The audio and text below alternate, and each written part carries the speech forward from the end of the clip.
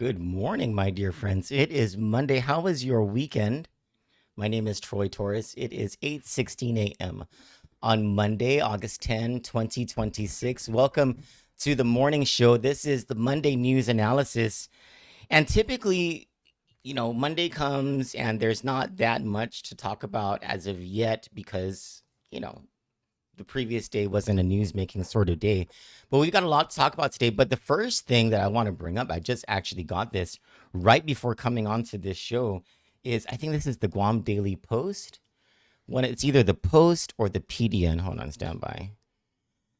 It's either the Post or the PDN that has a fantastic source of information. Hold on. Is it Guam PDN? There we go. 14 minutes ago. Fugitive Hafaday Bingo ringleader, FBI's most wanted Marasigan spotted in Manila. This is a story by Julianne Hernandez. There is a picture, and this looks like one of those fancy hotels. Like, I would bet that this is like the Manila Pen or something like that. And the caption is Michael Marasigan Center, photographed by a staff from the Pacific Daily News. Wow, seen leaving what appears to be a cafe in the Philippines on March 15, 2026. March 15, that was months ago. Maybe they looked through their photos and they were like, hey, I don't know why so long ago.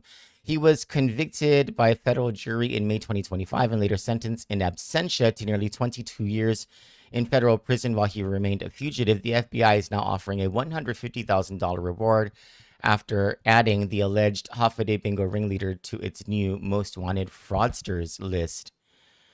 They say he's 49. He's not 49. So Michael Marasigan's actually my ex-boyfriend. Like years and years ago, we dated. Just FYI on a disclaimer here.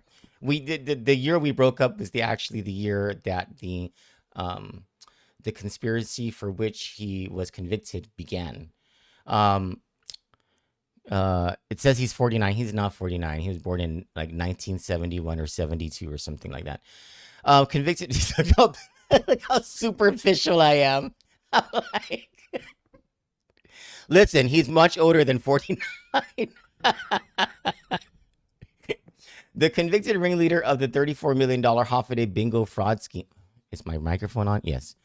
Fraud scheme was seen and photographed by the Pacific Daily News in Manila while remaining a fugitive from U.S. authorities seeking his arrest.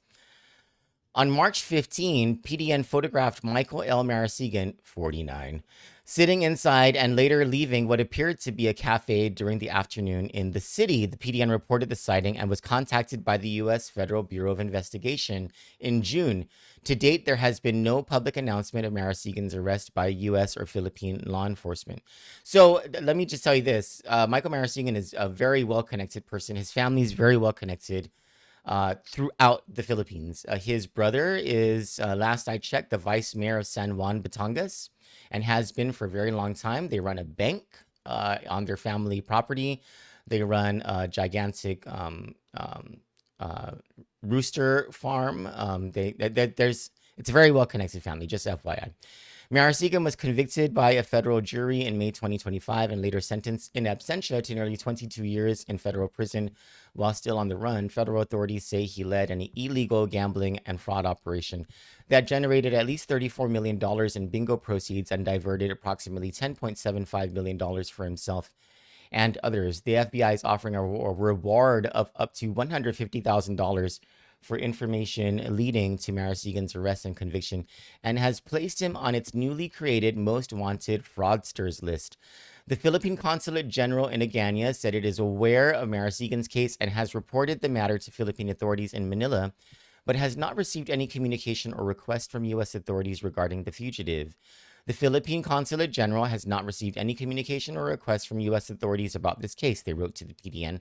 The consulate said it has no active role in the matter unless U.S. authorities formally request assistance. Quote, unless we are approached by U.S. authorities requesting a specific action on our part, which has not yet happened, end quote, the office stated. The Philippine Department of Justice and the Philippine National Police are responsible for coordinating with U.S. authorities on matters involving wanted fugitives and extradition requests, according to the consulate. Blah blah blah. There's a whole story here. This is so interesting. This was now it's 17 minutes ago that this story was posted. What an interesting, what a great set of circumstances for the PDN that their photographer just happens to be in Manila, happens to be at this cafe that looks like a hotel, by the way. Happens to be at this cafe and just sees Michael Marasegan, America's most wanted fraudster, just walking right by, and he's like, "Snap a photo." It was probably just flipping out. So I guess I don't know why they waited this long to do the story. Maybe federal officials were asking them not to, and finally they waited long enough. Now they're breaking this story. What a great story to break. PDN got the scoop today, folks. PDN, you give it up to Julianne Hernandez and whatever photographer that is who got that picture. They got the story of the week for sure.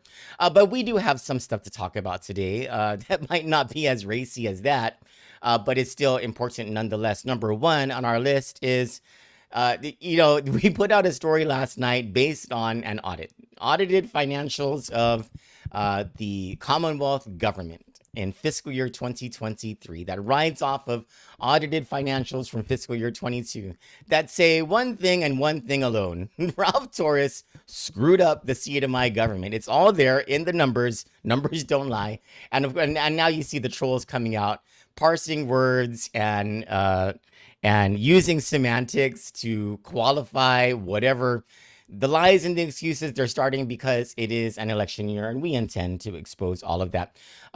Then there is an op-ed, not an op-ed, but an opinion piece submitted for the Kandit column called The Commons, written by Samuel Kim, that challenges political convention on Guam. And this political convention stems from decades of the Chamber of Commerce having such influence over politics, over how the government of Guam operates, that the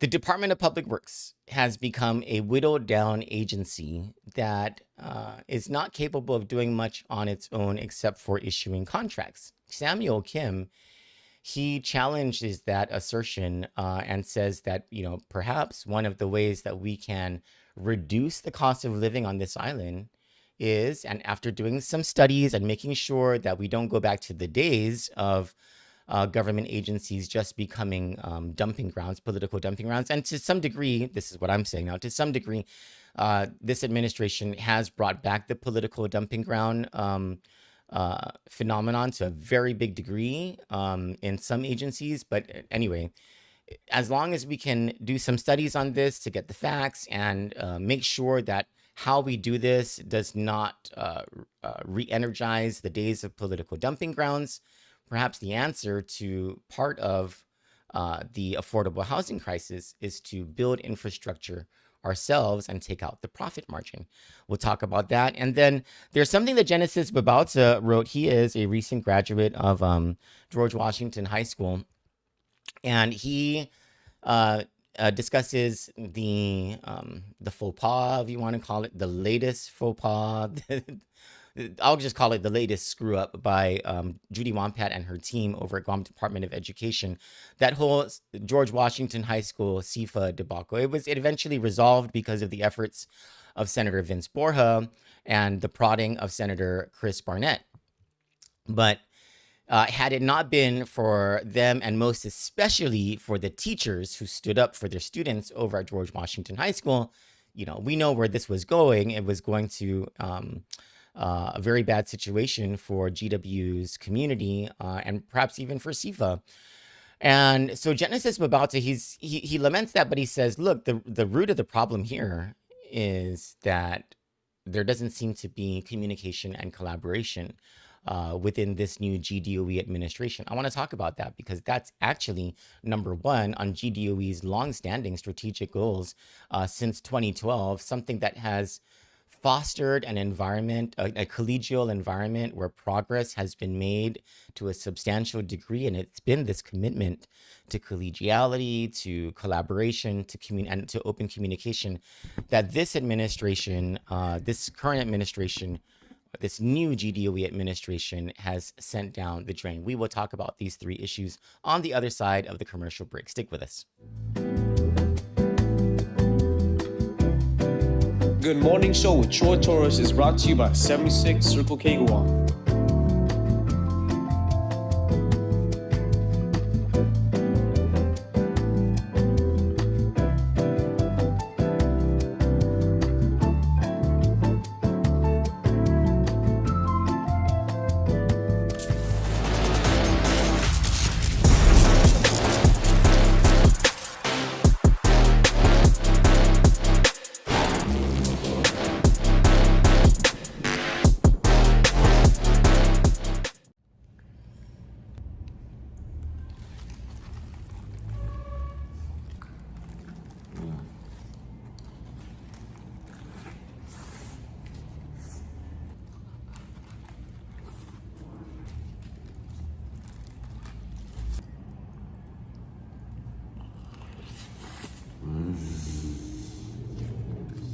I would just, I don't know what kind of reaction I would have if someone who's in Manila, a lot of people from Guam go to Manila, right? I mean, for medical reasons, for personal reasons. We all know that those types of personal reasons, right?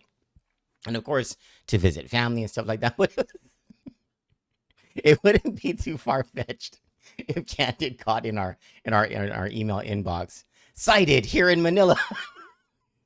And then we open it up, and it's a picture of Charissa Tenorio just going about her business. She is allowed to be there by the federal court, but someone's like, look, she's in Manila. And we'd be like we can't publish that. Like, that's,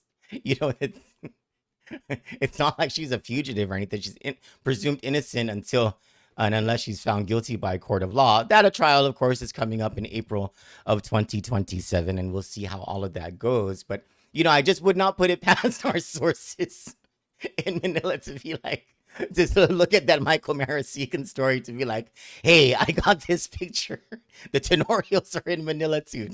They're allowed to be there. The court said it's okay. I have to assume that the court and the pretrial services office over at the federal courthouse have their ways of monitoring ever since the whole Marasecan debacle. Like, I have to imagine that some checks and balances have been put into place to ensure that people aren't going to be on the run or anything like that anymore. I don't know, whatever, right? Former Governor Arnold Palacios, and I wish I prepared the clip because I just thought about it right now. Like, we have the clips because we were there in, I think it was January 15 of 2023 when he was inaugurated. And we got an interview of him then, but more importantly, I think it was the following month.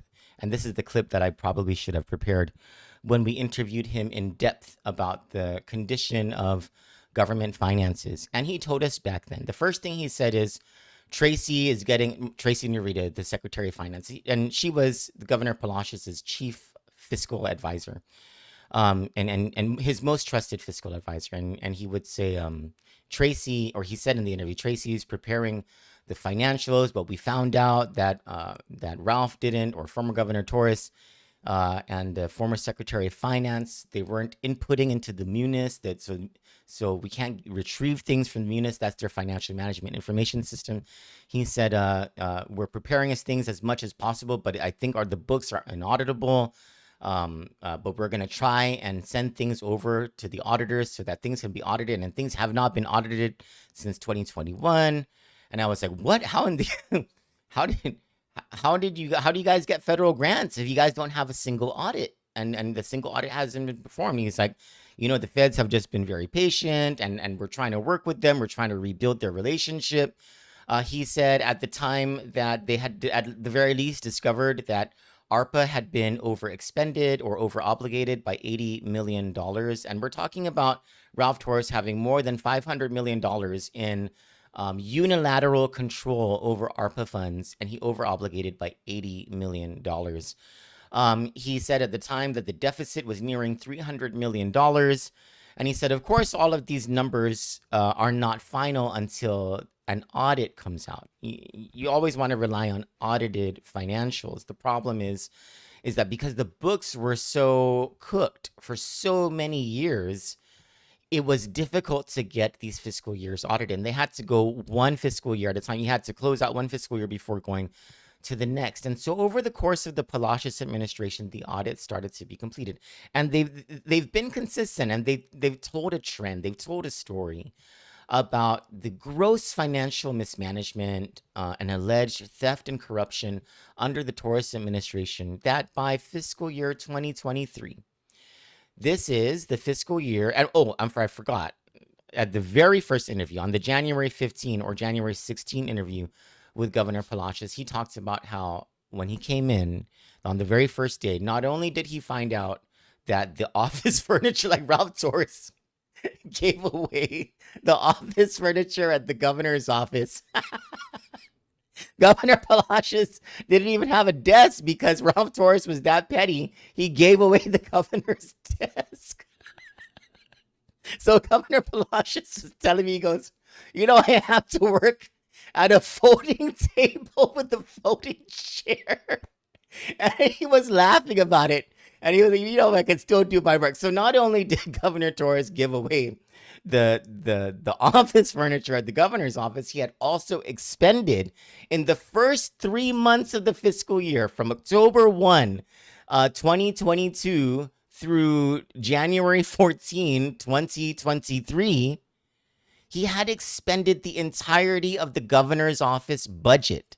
And what Governor Palacios was looking at, and what was more important to him, was how much of the budget he had expended in the other agencies and in the other funds. And so this is fiscal year 2023, right? And you see the trolls and the Torres people trying to blame this on Governor Palacios. But Governor Palacios, by the way, like it really says something about your character if you are willing to lie about a dead man who actually gave his life in the service of the Commonwealth, trying to fix what your guy broke. So Governor Palacios, he was very clear about this from the beginning, right? Like the smash and grab that happened in the first quarter of fiscal year 2023. This is what the audits have revealed. By the end of fiscal year 2022, going into fiscal year 2023, so from September 30, 2022 to October 1, 2023, Ralph Torres handed the government, the people's government, a negative net position of $580 million. Can you imagine that? Local taxes and fees generated into the general fund and into the discretionary funds that are locally applied is only $211 million. He handed off a negative net position that was more than 2 times, nearly 3 times local revenue collections for a fiscal year. That is an unsustainable, nearly insolvent position to be in. He also handed off from fiscal year 22 into fiscal year 23, a deficit and a liability, a current year deficit of $275 million. I'm sorry, $271 million. And within the first 3 months of fiscal year 2023, he had expended the entirety of the governor's office budget. He completed the overexpenditure of ARPA funds to the point of $80 million in net negative. And he handed off from one fiscal year to the next $1.2 billion in liabilities.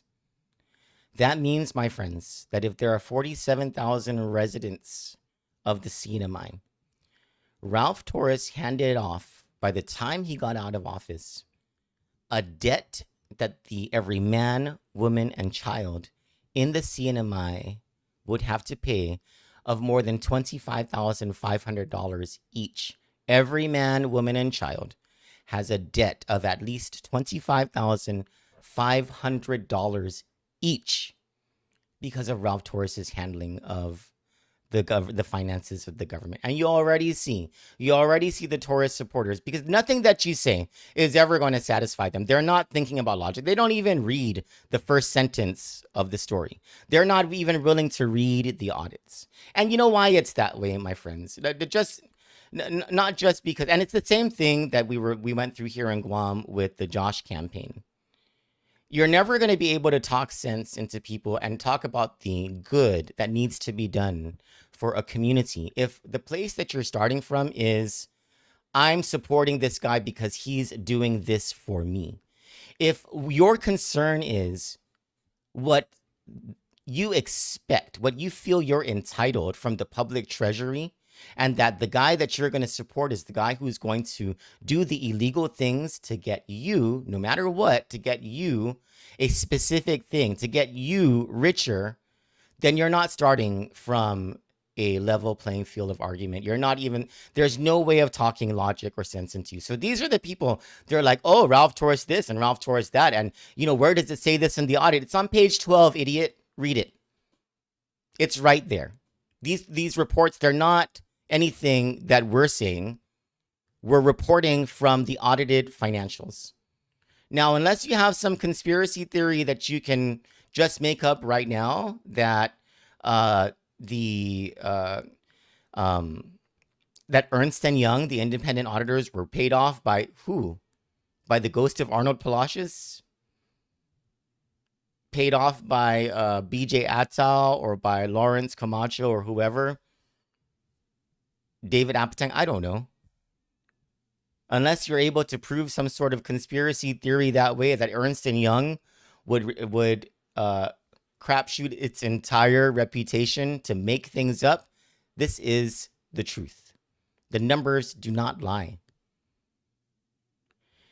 And what's amazing to me, aside from that $1.2 billion, right? That $1.2 billion, that's like, that is the entire story, right? I mean, that's the lead of the story.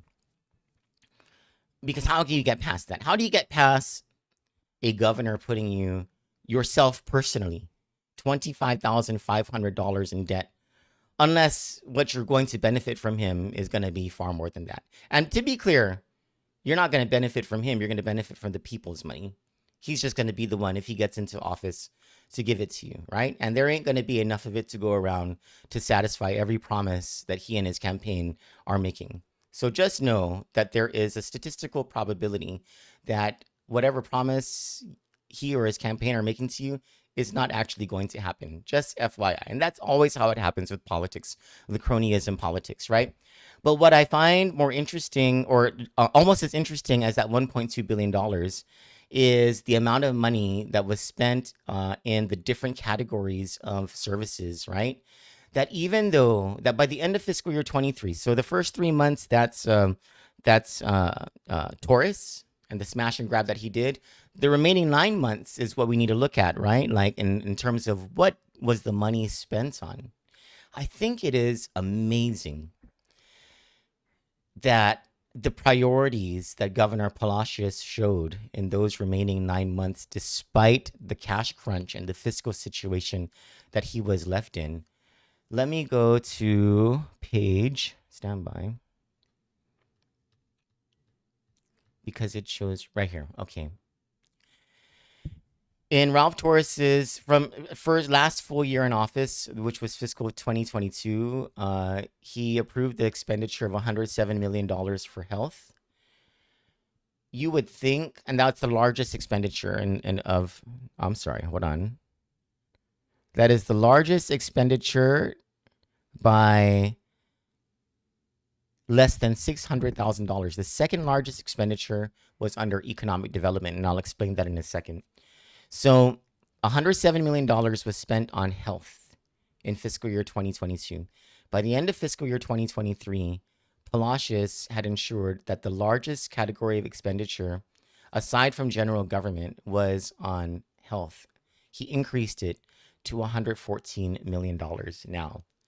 In order to do that, and in order to account for the cash crunch, he had to reduce expenditures significantly in other places, and he did that in general government.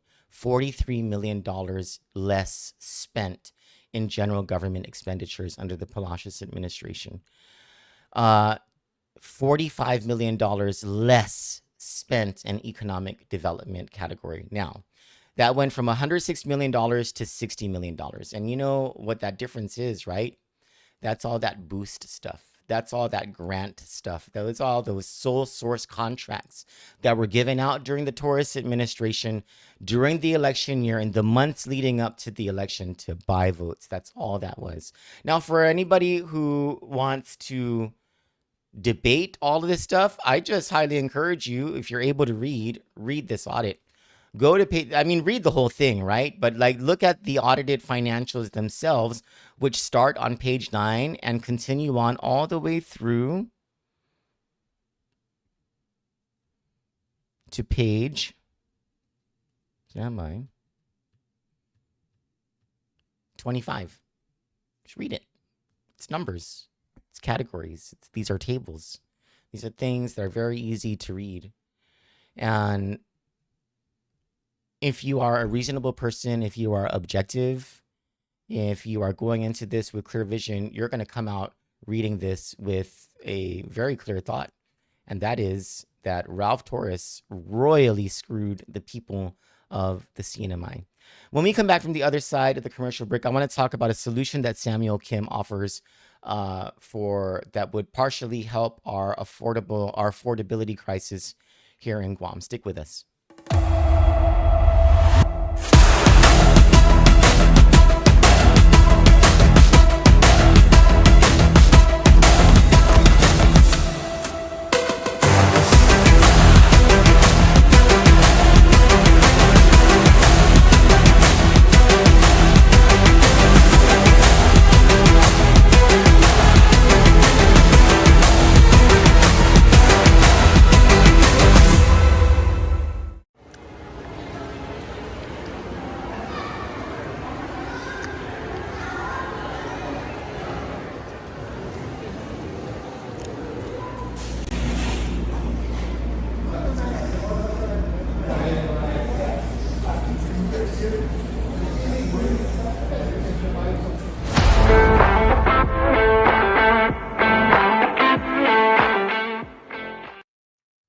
Welcome back to the show. It's 8:43 a.m. on Monday, August 10, 2026. My name is Troy Torres. Thank you so much for joining. Pivoting back to Guam, Samuel Kim, after some weeks that he's been away, he came back with a very interesting article, emotional for many who were reading it, especially if you're Chamorro. And I'm not going to go, should I read the whole thing? You know what? Let me read the whole thing. It's very well worth the read, okay? It's titled Coming Back Home, and it's published on our website, on our Facebook, Instagram, and YouTube. The Instagram version is abbreviated because of the number of characters that you're allowed. But anyway, so this is what Samuel Kim wrote. I have been away in South Korea and wrote almost nothing while I was gone. That was on purpose. Staring at a problem too long is its own kind of blindness. And I had been staring at this island's problems since we came here in 2024. The rest did not take. Whatever else I meant to turn my mind to, it went back to Guam uninvited and stayed on one question I could not put down. What would it take to make this place where a place where a person willing to work can afford a home, feed a family, and build a life that lasts? The complaint that follows a person everywhere on Guam is not imprecise. Everything costs too much. The rent, the power bill, the cart of groceries that would have run half as much on the mainland. Residents have been saying so for decades, and they are right. What is less often said is that this island is not short of the things it needs. It is short of whatever turns those things into a life a family can afford. Well over twice as many Chamorro live in the 50 states as on Guam itself. There are more sons and daughters of this place in California and Washington and Texas than in the villages their families have occupied for generations. The reasons are not mysterious, and the researchers who have tracked Chamorro migration name the same few: education, employment, family, and military service. What the record describes is less a people drawn away than an economy that could not hold them. Some who left have come back. Far more have not, and for many who might, the cost of returning has climbed out of reach. This is not an ache I grew up with, and I will not pretend to feel it the way a family does when the seat at the table stays empty at Christmas. But whatever else the phrase improving quality of life on Guam is meant to mean, it must eventually mean that the people of this place can afford to live in it, and that the ones who left can afford to return. The people were never what this island lacked.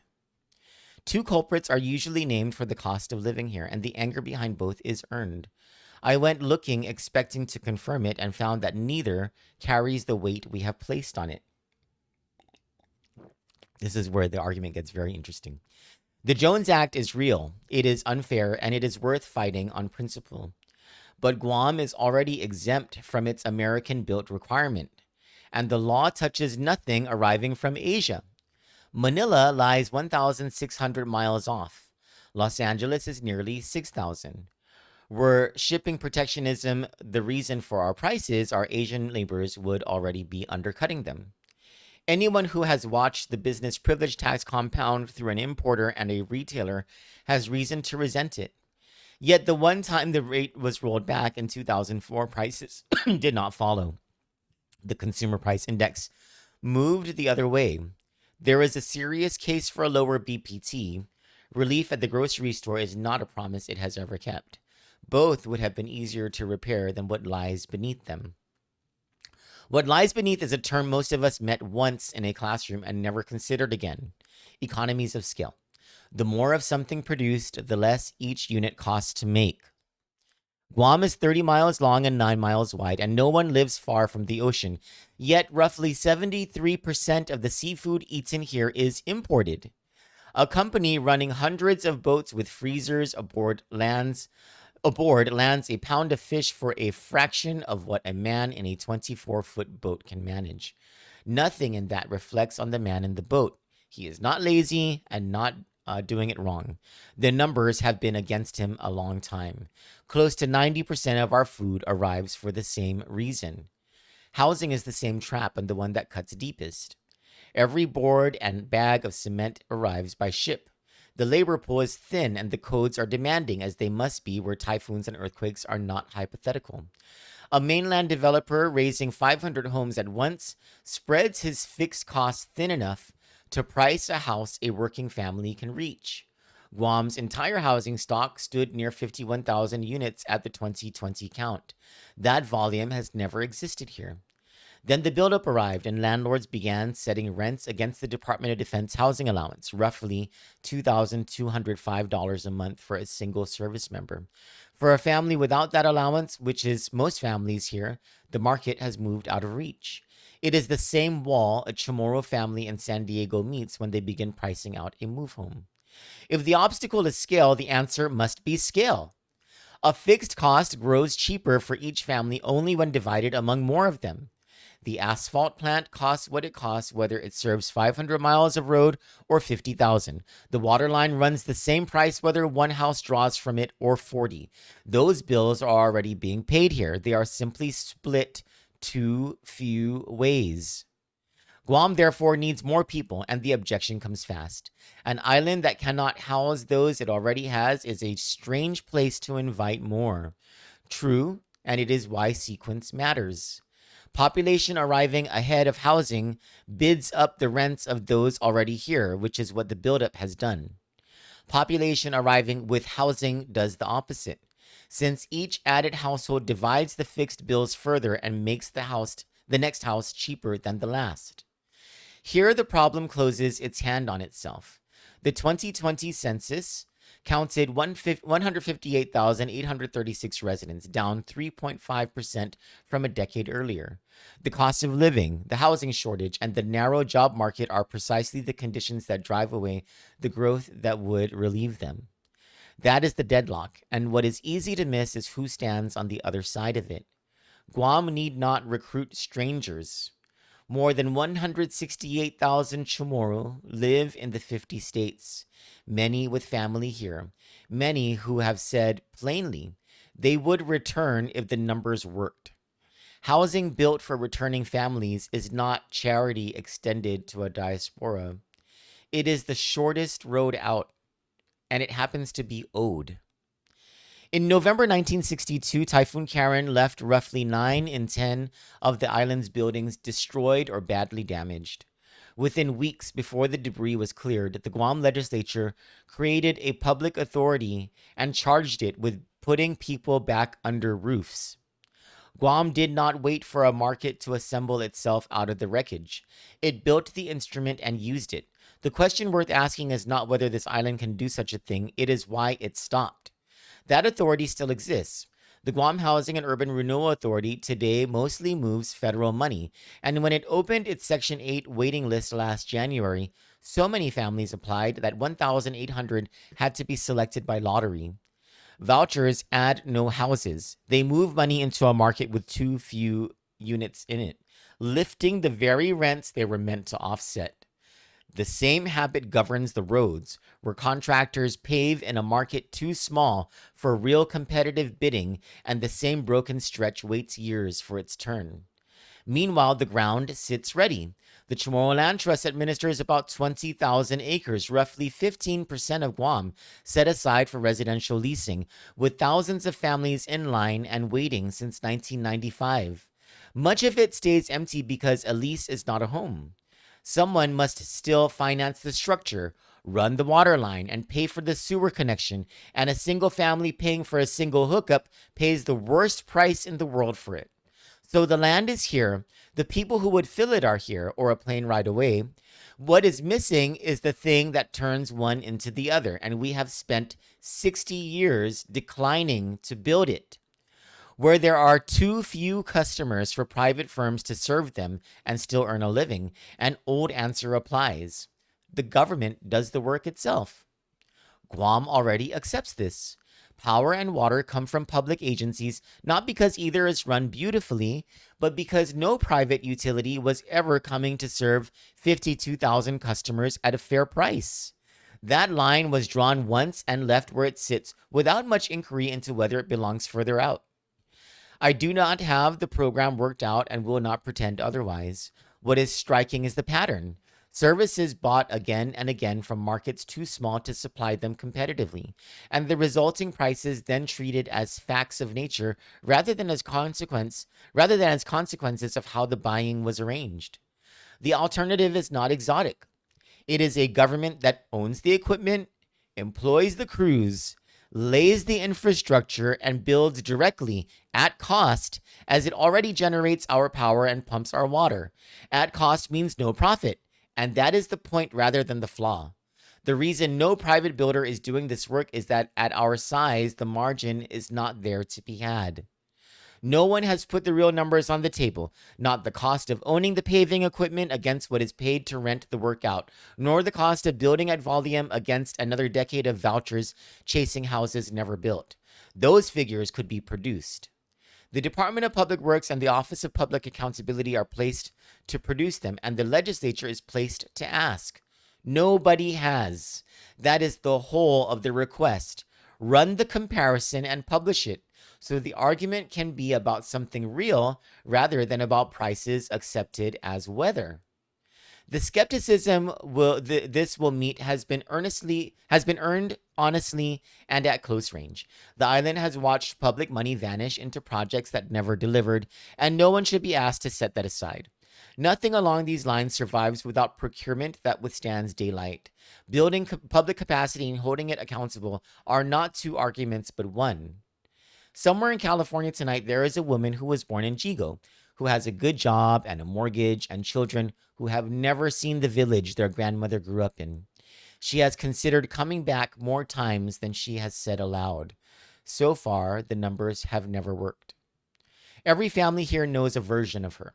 The cousin who did well off island, the classmate who left the summer after graduation, the sister whose name surfaces at every gathering, followed by the same sentence about...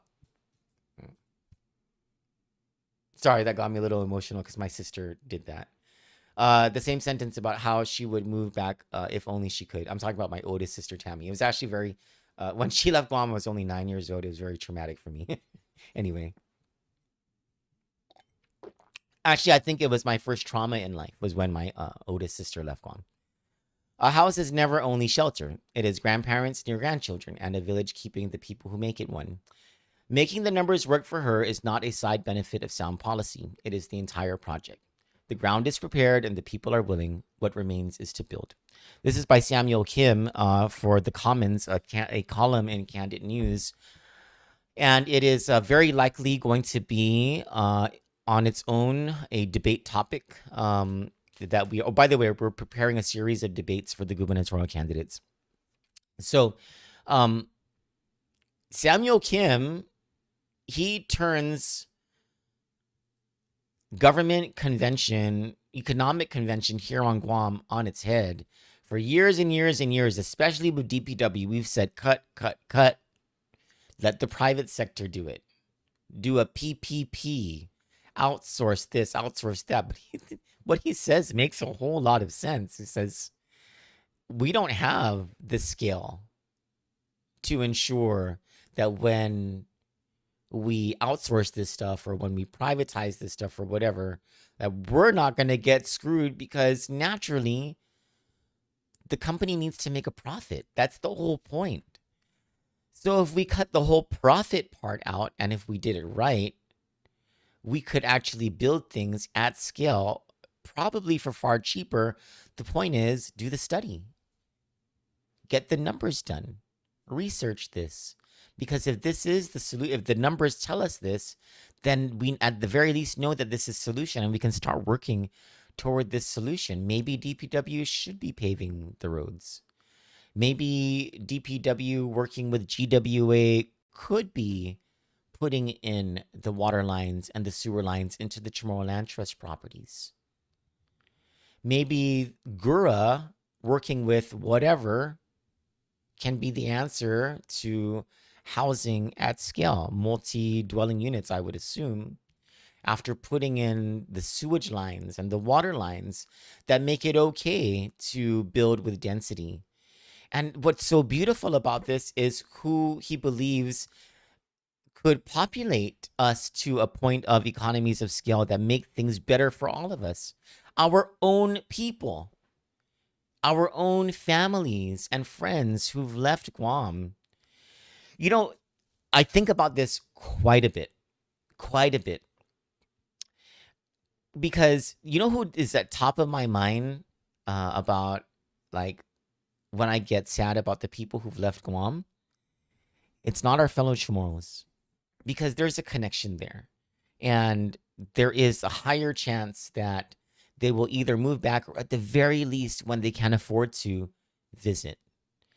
I get very depressed when I think about our fellow Filipinos who've left Guam, who were born here or came here from Saipan or came here from the Philippines or from the States when they were kids or even when they were adults, and they've lived here for quite a while. And over the past several years, since the pandemic, have moved because, you know, there's no future for them and their families here. At least they feel that way, because they've been priced out of that future, and because things are not fair. You know, like the government is not fair. They don't have a fair shot because the government is so screwed up. And part of the private sector is corrupted by the government, or helps to corrupt the government. So, you know, it's just not a fair thing, right? And they feel they don't have the same connection to this island. And so when so many of them have left, they've left for good. These are people who, and the thought that they won't come back, that hurts me every time I think about that. And so this op-ed, or this opinion piece by Samuel Kim, truly touched me, and I'm almost certain that this on its own is going to be a debate topic, a gubernatorial debate topic, and I'll get to more of that later this week. I think we're going to be sending out the debate invitations to the two gubernatorial candidates this week. What we at Kandit have not considered is whether we're going to have a lieutenant governor's debate. If we do, there will only be one. On the other side of the commercial break, I want to bring you an op-ed by Genesis Babauta. I won't read the whole thing or anything like that, but more importantly, I want to talk about something that he hits on, and it is number 1 on GDOE strategic goals, communication and collaboration, and how this current administration over at GDOE could best serve this island by reading their own strategic goals. We'll get to that on the other side of the commercial break. Stick with us. You asked, we delivered. Guam AutoSpot is extending our overstock sell-off with the hottest deals on island, like our 2025 GMC Canyon with $4,000 off. Or slide into a brand new Mitsubishi Eclipse Cross, starting at just $24,995. September is your chance to drive big and save even bigger. Visit us today or get pre-approved online at guamautospot.com or call 478-AUTO. Guam AutoSpot, where the savings never stop.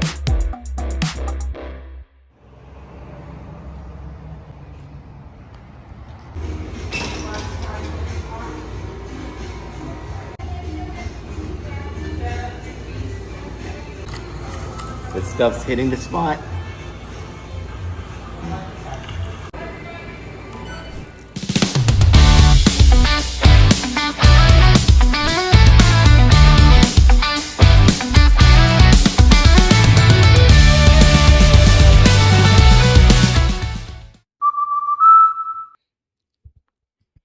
Welcome back to the show. My name is Troy Torres. It is now 9:02 a.m. on Monday, August 10, 2026.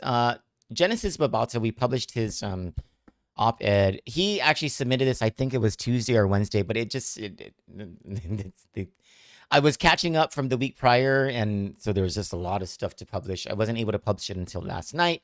It was after Senator Vince Borja had brokered the deal, or the solution, brokered the solution to make sure that CIFA goes to occupies a non-occupied space rather than occupying or taking classrooms away from special education students over at George Washington High School. And it followed an entire scandal, the latest scandal under the Wampat administration. I mean, this is just one thing after another with Judy Wampat and her team of deputies over at GDOE. And Genesis Babauta calls out the problem. Genesis Babauta is a recent graduate of George Washington High School. This kid is smart because he identified the problem at its core. The reason for all of this scandal is because Judy Wampat and her deputies don't know how to communicate and collaborate. And communication, collaboration, and collegiality, my dear friends, in case you weren't aware, is the number one value espoused by the Guam Department of Education since 2012 that has built a culture, not just of collegiality, but of progress that has led to the greatest student learning outcomes that the Department of Education has ever seen in its history as the Department of Education. Meaning that its strategic goals and how it operated during the 15-year span prior to Judy Wampat was working. And the number one thing at the top of how it got there is the one thing that Judy Wampat and her team of deputies are not doing. And that's communicating and collaborating and fostering a collegial environment. And this is like across the board. And Dr. Vince Takimoto, he talks about this, not in terms of DOE and education. He had an op-ed that we ran this morning where he talks about collegiality and working together, the government and its public health sector, working together with doctors, and how during this administration that has fallen by the wayside, which is, and honestly, it's never really been, there hasn't really been a collegial relationship like DOE has within its community. When you talk about the medical community and its relationship with the government and the medical and health agencies of the government, it was better during the Calvo administration, and it was really bad during this administration, but it's never been optimal. It's never been ideal, right? And Vince Akimoto, he talks about in his op-ed, at the bottom of his op-ed today, where he talks about how Guam is not prepared for a pandemic. But this issue of communication, collaboration, collegiality, this is not some like, oh, this is for academics and whatever. This is how the workforce works. This is how professional settings are supposed to work. Gone are the days of it's my way or the highway, which is what Judy Wampat and her team are stuck in. They're stuck in these old ways. This has, for the past couple of decades, the world has moved toward, the United States, the world, even Guam has moved toward professional settings where there's progress because there is buy-in from the stakeholders and there is an emphasis on the customer. Do we see any of that happening with Judy Wampat and her team? They surprised everyone with closing down JP Torres Success Academy. Didn't tell anyone, just did it. Didn't even consider the consequences for their customers, the students. They announced without anybody knowing some move to Simon Sanchez High School. From the move for Simon Sanchez High School. Didn't even engage the community there. They announced that they were going to move to shut down every single elementary school in the South. Didn't talk to nobody there. And when you talk to school leaders, they talk about how these deputies complain that teachers, all they do is complain. And that's why communication is difficult. I hate to break it to you guys, but you guys are the ones making the big bucks, and you signed up for the damn job. And it's not just any job, it's a leadership position. And in case you haven't made it into the 21st century, being in leadership means, guess what? You got to communicate and collaborate with your people. That's part of leadership, no matter how difficult you think that might be. And part of the complaints, my dear friends over at GDOE Leadership, those aren't complaints. Those are ideas from people who know better than you how things should operate, and they are criticisms and scrutinies of some dumb ideas that you might have that you're trying to bring forward. And they're trying to help you to not bring forward a dumb idea and to do things that will actually work for the public schools. And that's precisely how, for the past 15 years before Judy Wampat, so much progress was made. I cannot impress to our audience enough how important and critical it is for the Board of Education to reverse this damage, because GDOE is regressing quickly, and we're going to regret it as a community, not just this year or next year or 5 years from now. We're going to regret this 30 years from now, 20 years from now, when all of these failures translates into crime and mental health issues. Mark my words, my friends. The most important thing that can be done for our community right now is for the Guam Education Board to reverse its decision on Judy Wampat and actually get an educator in there and replace her management team with people who aren't stuck in the 19th century. For Kandit News, I'm Troy Torres. You all have a beautiful day. I appreciate you all. God bless you, and see you for the evening show, the Troy Torres Show tonight.